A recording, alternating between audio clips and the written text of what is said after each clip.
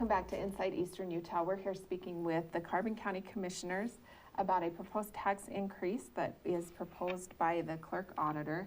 And you guys have filled us in on some great information before the break. We want to delve in a little bit deeper and talk about what the Municipal Services Fund is and a few other things. So tell us, what is the Municipal Services Fund and how is that how is the tax increase? How is that affecting the tax increase, if the proposed increase? The Municipal Service Fund pays for all of, if you look at a city and all the amenities that a city provides, they take care of your roads, they provide a police service, they provide a fire truck and people to run that fire truck. That's provided by the city. So the Municipal Services Fund is to provide all those services for people that live outside of city limits. So I live outside of city limits, and through the contracts that we have with our cities, I have fire protection. We have a sheriff's department that takes care of the policing. We run an ambulance service that services countywide. It even covers into the cities. Ambulance is not in the Municipal Services Fund, but it is one of those services that are paid for. Planning and zoning, building department, all of those services are paid for out of the Municipal Services Fund. The road department is another big one that is paid for. That's probably the biggest one out of the Municipal Services Fund. I was going to say, I would assume that one is the biggest one. And just to clarify that, the ambulance and the sheriff's department do come out of the general fund because it does cover the entire county, city and county.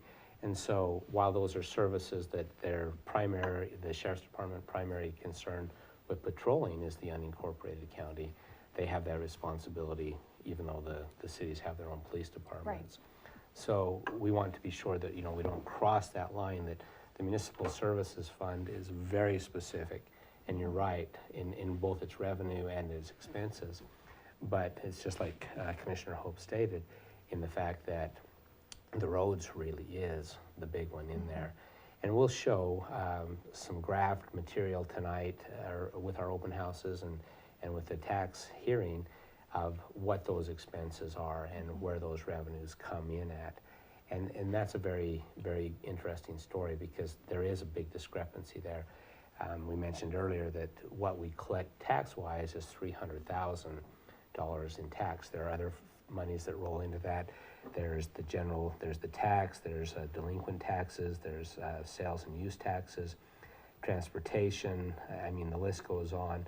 The big one is the Class B road allocations and any federal monies that we may receive. So, more than anything else, this placeholder that has been put out there by the clerk auditor, if nothing else, again, because we may not be raising taxes, we may not be coming up with the discrepancy in what we have between revenue and expenses through taxation. However, it's a convenient location, it's a convenient fund for the purposes of raising this amount of money, because compared to other counties and other areas that have a municipal services fund, we collect very little. So there is room. So it meets the statutory requirements. And again, it's just a placeholder. That doesn't mean that that's what we're going to do. One other thing with the Municipal Services Fund that's interesting, because I do live in Price City, and if you looked at my line item within my tax notice, you would see that there's a Price City tax. The same as if you live in the county, there's a Municipal Services tax. Price City, which doesn't have quite half the population, but darn near, that amount that they collect is just over $900,000 a year. We collect $300,000. So I am paying an additional fee above and beyond what you may be if you live in the county for those services. Now I choose where I live and I expect those services to be provided. But when we have that same expectation across the county, then you can see that there's a potential problem there. Can we solve it? Absolutely. But that's one of those things that you don't see on your taxes that I do if you live in the unincorporated county. Yeah. It was brought up all the amazing services and buildings and infrastructure that we have and that we've built because of mineral lease money and what I would call easy money. And easy money may not always be there. As Commissioner Potter mentioned, the ongoing expense and maintenance of these facilities is an obligation that we now have that didn't exist before, that we have to somehow figure out how to maintain and properly utilize going forward. And those expenses are outside of this fund. Yeah, They are. This fund is very specific in the expenses that it covers by department. So those items are over and above. okay. Good, this is great information. So Let's- thank you for coming on to explain it. Could we talk about Let's- assessing and collecting? Yes, let's talk about assessing and collecting now, and this was interesting to me when we spoke about it earlier too. The way that those numbers are calculated are based on a state average. Utah Association of Counties and through the state level, they have a percentage of respective departments within the county on in what they, how much this tax should pay for. And remember, as it's already been stated, that we collect the tax for every taxing entity. And so, for example, let's start with the assessor's office. Their job is assessing those values, which drive the tax for everything. The state says that their entire budget, 100% of what that office is required, should be paid for out of this tax fund. Currently, we collect $800,000, and again, what the clerk's office has put in is that it should take 1.2 million to do that collection. So that's the assessor's office, the treasurer's office, auditor, recorder, commission, we have a hand in that, attorneys, data processing, central mailing. So that percentage of what those total departments are is where that number is coming from. And so the thing is, again, it's a 45% increase. And again, it's going from 800,000, if it was to go through, to the 1.2 million. So again, it's hard because you say, well, what is that? It's not, again, collecting more money. It's actually operating those departments that are responsible for assessing and collecting of those funds. Right.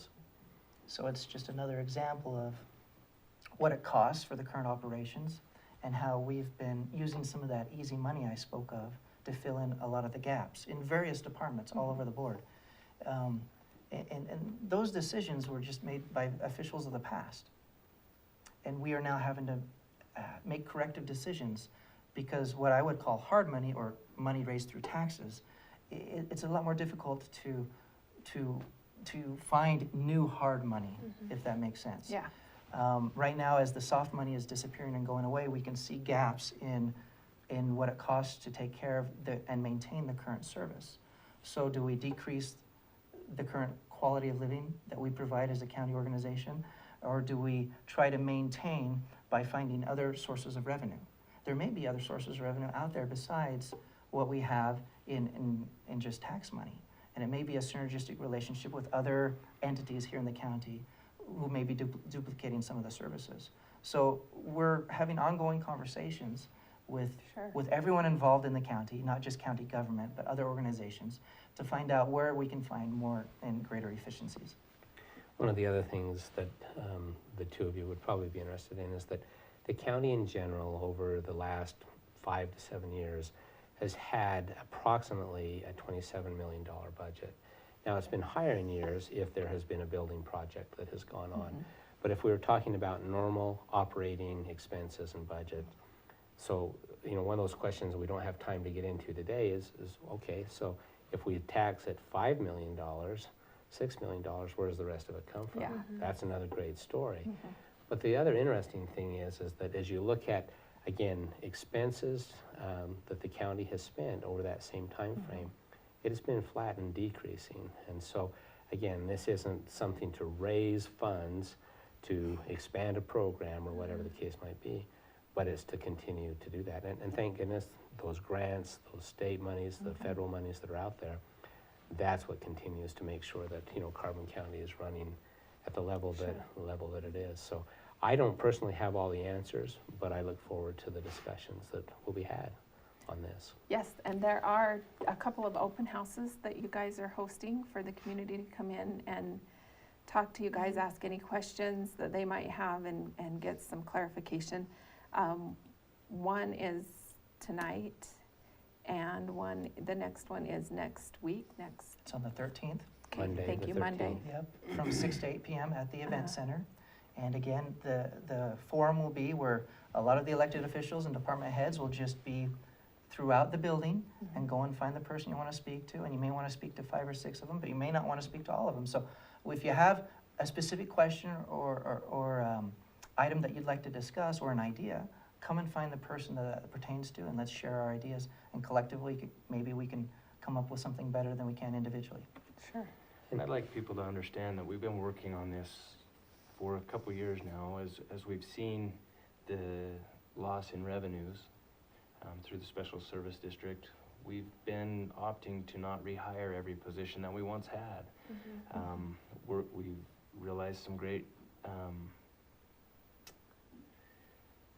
savings in what we do through efficiencies in multiple departments. So, and that's one of the reasons we've asked our department heads to come.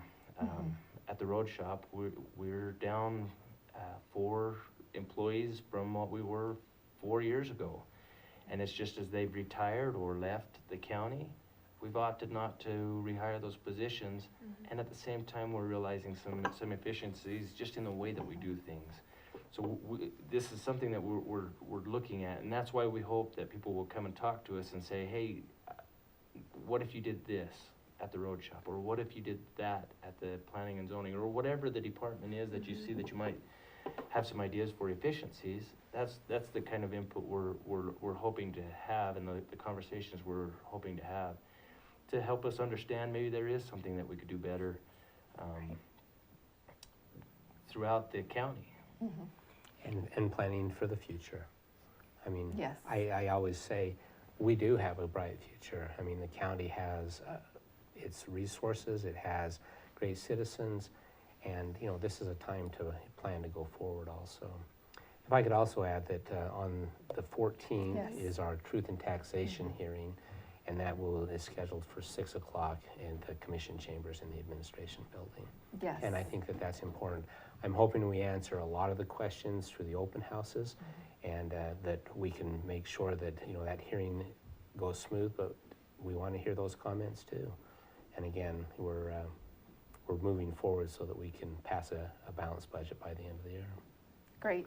And that hearing will also be, you can view that live on ETV 10 next Tuesday at 6 p.m. Yes. So if you don't have a specific question you want answered, and you're not going to go to the meeting to ask that question, you can still stay informed and hear other people's questions and the commissioner's answers by watching ETV 10. Yes, and thank you for answering our Yeah. questions during this. It's definitely a hot topic right right. now, and It is. it takes a lot to kind of understand it all. So we appreciate you coming on and explaining it to us and our viewers. Thank you. Okay. Appreciate it. Well, thank you for joining another episode of Inside Eastern Utah. Stay tuned. More of your favorite programming is coming up on ETV Channel 10.